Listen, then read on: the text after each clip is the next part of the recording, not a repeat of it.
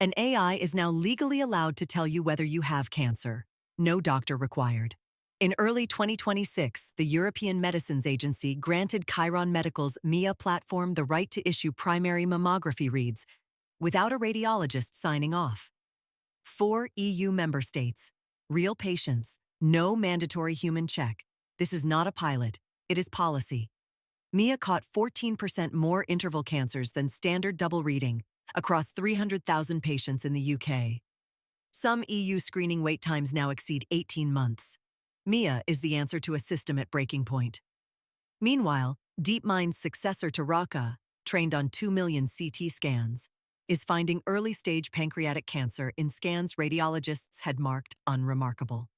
Pancreatic cancer at stage 4, a 3% chance of surviving 5 years. Catch it at stage 1, 44%. Detection is the entire game, and the algorithm is changing it. Recursion and Bayer are now linking molecular imaging directly to genomic drug response data, compressing patient stratification in trials from 26 months down to under 9. But here is the problem nobody is talking about. The hospitals running these systems are wealthy and urban. The shortage they are solving is worst in rural and low-income regions, where the AI is nowhere to be seen. A March 2026 Lancet Digital Health study found an 18% drop in sensitivity when these tools were applied to patients in sub-Saharan Africa and Southeast Asia, populations barely represented in the training data.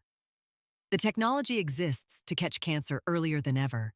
The question now is, who gets to survive because of it, and who does not? That answer is not technical, it is political.